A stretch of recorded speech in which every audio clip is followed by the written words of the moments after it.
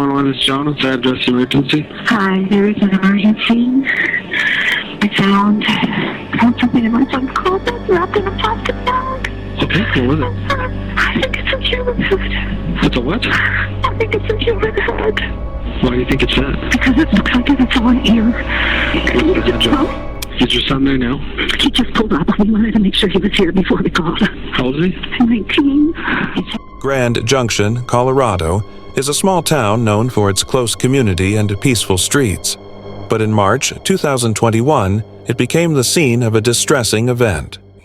Warren Barnes was a familiar face in town, sitting outside Monique's bridal shop each morning, lost in his books and chatting with people. Some saw him as a quiet figure, while others considered him a friendly buddy. Warren lived simply, but he wasn't homeless. He worked for a temp agency, paid for a room each night, and followed a routine as dependable as the sunrise. His friends and employers knew they could rely on him. That's why, when he didn't show up for work on March 1st, people immediately worried. Warren hadn't missed a single day in 4 years. While friends and co-workers searched for Warren, something strange happened across town. At the Blue Heron boat ramp, a 19-year-old named Brian Cohee was in trouble. His car was stuck in the Colorado River. Police came to help, thinking it was just a silly mistake. But something about the scene didn't add up.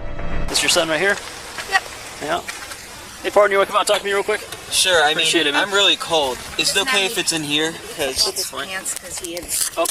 That's fine. I did not know that. No, please stay in the car. Yeah. All right. Nobody else in the car? Nope. No, okay. It's just us. I'm the father. That's the mother. And this is our son. He just Sounds parked 20 good. minutes ago and said, "Dad, I parked at the boat ramp and I messed up. I tried to get out of the car and it slid down." Well, you're not hurt, right? You're okay? no, just a little Okay. cold. There was blood on the car's bumper, a locked trunk, and Brian seemed nervous. Quick question for you. Sure. So the back bumper, I don't know, you can probably see it from here. It's a lot of red on the back of that. Yeah. Dripping down it all a little bit. But underneath the license plate, a little area right there. Okay. Okay. A lot of red, which means it looks like blood. Blood? Yeah. Brian, are you okay? They see blood on the back bumper of the vehicle. Really? Yeah, did you get hurt? No. Are you sure you don't have any injuries? No, I'm fine. There's blood on it? We're not sure. The police didn't look deeper, but the next day, Brian's dad found disturbing things while cleaning the car. A knife, a stranger's wallet, and blood. Well, I didn't know this had happened first, so I'm thinking I'm going to get Brian's car cleaned out, we're going to get it all fixed up, call Scotty's, they're going to start it up. Right. But then things started unfolding. Okay. We saw blood on the bumper. We asked Brian, Brian, what's this from? Oh, I think I cut my finger. Okay. What else has got on? I found a wallet, so I'm going to the car this morning, and there's a wallet in the car, and I'm like, Brian, whose wallet? Oh, I found it at the boat ramp. The worst discovery came from Brian's mom. Hidden in their home, she found a human head wrapped in plastic. At random, too. Why? I don't get it. I don't have any answer. How old is Brian? He's 19. He's 19. 110-02. Mom, 19. what's your name? Brian Cohee's confession was cold and terrifying. He said he didn't know Warren but chose him because he wanted to know what it felt like to kill. What would it be? A human head and hands. Like, for real human head and hands? Yes. From? That fellow who went missing recently. Which fellow was that? Warren Brown. Warren Brown? When did he go missing? The night of the 27th. The night of the 27th? Okay, and how did you end up with him? I murdered him. With what? A knife. Why would you have done that? I've always wondered what murder felt like. Okay, where did you do that at? Underneath the bridge. Which bridge? The one past Okay. near the weird intersection. Okay. Do you have anything on you? He's going to cut, poke, hurt, stick me anything without reaching for nothing? Don't reach for nothing. My phone and my wallet, that's okay. it. Well, I'm going to have you face that way. Put your hands on top of your head for me real quick. I just want to make sure you interlace your fingers for me real quick, all right? Go ahead. Phone? Okay. How do you know this guy? They told me that was what was in the wallet. What do you mean that was? No, Brian, how No, did you come across this How'd guy? you come across the gentleman? I was driving, Uh huh. and I saw a strange shape near the railway. Uh huh. So I parked my car and investigated it, Okay. and I found it to be a man sleeping. Okay.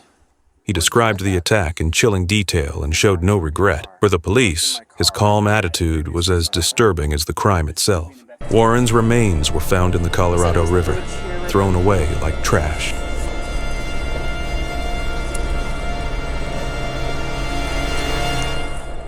What he's saying, it sounds like overpass, but we'll clarify. It's right here. Yeah. Because there's an arm. Hey.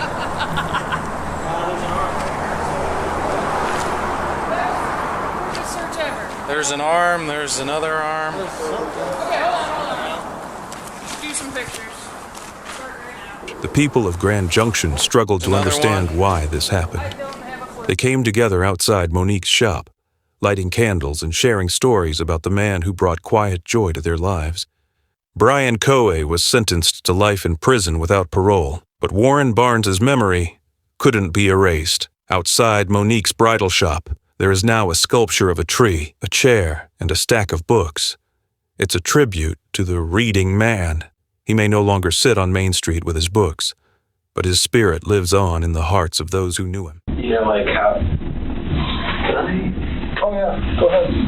There's a road underneath, right? It's out under the overpass. And I was driving along, and I see a shape here on the railway tracks. So I'm like, oh, interesting.